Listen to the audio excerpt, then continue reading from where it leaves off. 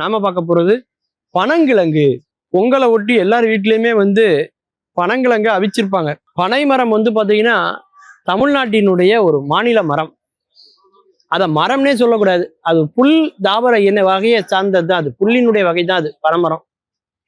அதாவது 15 ஆண்டுகள் ஆகும் ஒரு பனைமரம் மேல உயர்ந்து வளர்வதற்கு. 30 மீட்டர் வரைக்கும் உயரத்துக்கு வளரக்கூடியது பனைமரம். இந்த பனைமரம் பாத்தீங்கன்னா தமிழ்நாட்டுல 5 கோடி பனைமரம் இருக்கிறதாக ஒரு கணக்கு உண்டு. ஆனா இன்னைக்கு அது கொஞ்சம் கொஞ்சமா குறைஞ்சிட்டு வருது அப்படின்னும் சொல்றாங்க. பனைமரம் பார்க்கறதுக்கு ஒரே மாதிரி தெரிஞ்சாலும் இந்த பனைமரத்துல 34 வகையான பனைமரங்கள் இருக்குதுங்க. ஒரு பனைமரம் மாதிரி ஒரு பனைமரம் கிடையாது. இந்த பனைமரத்துல வேர் பகுதிகள்ல மண்ணுக்கு அடியிலேருந்து கிடைக்கக்கூடியதுதான் இந்த பனங்கிழங்கு. இந்த பனங்கிழங்குக்கு இருக்கக்கூடிய சிறப்பு என்ன? பனைமரத்திலேருந்து எல்லா பொருளும் நம்ம பயன்படுத்துறோம். வீட்டு சாமான் பயன்படுத்துறோம், வீட்டு கூரைகளுக்காக பனைமரத்தை நம்ம வெட்டுறோம். விசிறிகள், அந்த காலத்துல எல்லாம் மின்சாரமே இல்லாத காலத்துல, மின் விசிறியை கண்டுபிடிக்காத காலத்துல எல்லாம் மக்கள் ஓலை விசிறிகளை தான் பயன்படுத்தினாங்க.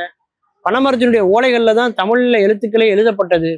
அப்படி பனைமரம் ஒரு கற்பக தருன்னு சொல்லலாம், எல்லாவற்றையுமே நமக்கு கொடுத்தது. அதுல ரொம்ப முக்கியமானது என்ன அப்படின்னா இந்த பனங்கிழங்கு.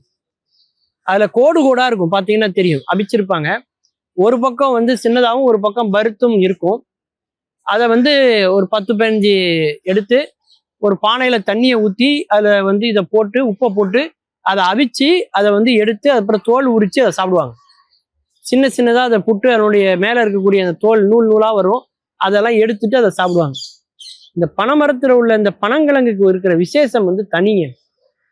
இதில் இருக்கிற மாதிரி ஒரு இரும்பு சத்து, கால்சியம், கார்போஹைட்ரேட், மாவுச்சத்து வேற எதுலையுமே இல்லைன்னு சொல்லலாம்.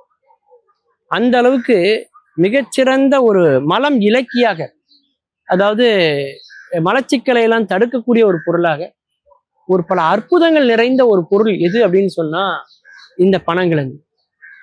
இன்னைக்கும் பல நகரங்கள்ல பாத்தீங்கன்னா இந்த பனங்கிழங்குக்காக, இந்த நொங்குக்காக, பதநீருக்காக மக்கள் அப்படியே கியூல நிக்கிறத நீங்க பாத்துக்கலாம். வரிசையா நிற்பாங்க. அந்த அளவுக்கு அதனுடைய மகத்துவம் தெரிந்தவர்களுக்கு இதனுடைய அருமை மிக நன்றாக தெரியும். அதை தவற விடுறதே கிடையாது. அதனாலதான் பாருங்க, ஒவ்வொரு பொங்கல்லுமே பாத்தீங்கன்னா மஞ்சள் குலையை வைத்து கரும்பு வைத்தாலும் கூட அதோடு சேர்த்து இந்த பனங்கிழங்கு என்பது மிக முக்கியமான ஒன்றாக இருக்கும். ஏன்னா பனைமரம் நமக்கு தரக்கூடிய ஒரு அரிதான ஒரு பொருள் அப்படின்னு நம்ம இந்த பனங்கிழங்க சொல்லலாம். இன்றைய தலைமுறை பிள்ளைகள் எத்தனை பேர் அதை சுவைத்து பார்த்திருப்பார்கள் அப்படிங்கிறது தெரியாது. ஆனா அதனுடைய மருத்துவ குணங்கள் மிகவும் அதிகம். நம்மை தேடி அதை கொடுப்பாங்க. அந்த பனங்கிழங்கு பார்த்தீங்கன்னா முதல்ல ஒரு ஒரு ப்ரௌன் நிறத்துல ஒரு தோலோட தான் இருக்கும். அந்த தோலை உரிச்சிட்டு அதுக்கு மேல் இருக்கக்கூடிய ஒரு வேர் போன்ற அமைப்பெல்லாம் வெட்டி எடுத்துட்டு மீதி இருக்கிற கிழங்கை தான் அவங்க சுத்தப்படுத்தி அவங்க அவிப்பாங்க. அதைத்தான் அன்னைக்கு ஒரு படையலாகவும் படைத்தார்கள். அப்படி தமிழர்களுடைய வாழ்க்கையில இரண்டரை கலந்தது இந்த பனைமரம், இந்த பனங்கிழங்கு. இன்னைக்கும் கூட நீங்க பாத்தீங்கன்னா பனையூர் அப்படின்னு ஒரு ஊர் இருக்கலாம், அல்லது பனங்குடி அப்படின்னு இருக்கலாம்.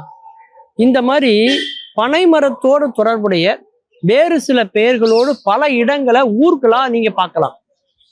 குறிப்பாக திருநெல்வேலி, கன்னியாகுமரி போன்ற மாவட்டங்கள் எல்லாம் பார்த்தீங்கன்னா இந்த பனை தொடர்பா, பனங்கிழங்கு தொடர்பான ஒரு ஊர் பெயர்கள் நிறைய இருக்கும். என்ன அர்த்தம்னா இந்த இடங்கள்ல எல்லாம் பனை மரங்கள் அதிகமாக வளர்ந்து கொண்டு இருக்கிறது அல்லது இருக்கிறது என்பதைத்தான் நம்ம அது குறிக்கிறோம் இல்லையா?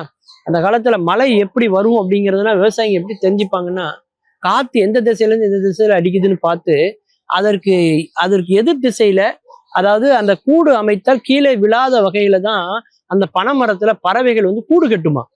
அப்ப எந்த பகுதியில பனைமரத்துல கூடு கட்டுதுங்கிறத பார்த்து தான் காற்றினுடைய வேகம் எப்படி இருக்கு, திசை எப்படி இருக்குங்கிறலாம் பார்த்து தெரிஞ்சுப்பாங்களாம். அதே மாதிரி மண்ணுக்கு அடியிலேருந்து கிடைக்கக்கூடிய அந்த பனங்கிழங்கை வைத்து கொண்டுதான் அந்த ஊரினுடைய வளம் எப்படி அப்படிங்கிறத அவங்க தெரிஞ்சுப்பாங்களாம். மீண்டும் பல புதிய தகவல்களோடு, அதில் அறியப்படாத பக்கங்களோடு உங்களை சந்திக்கிறேன். நன்றி, வணக்கம்.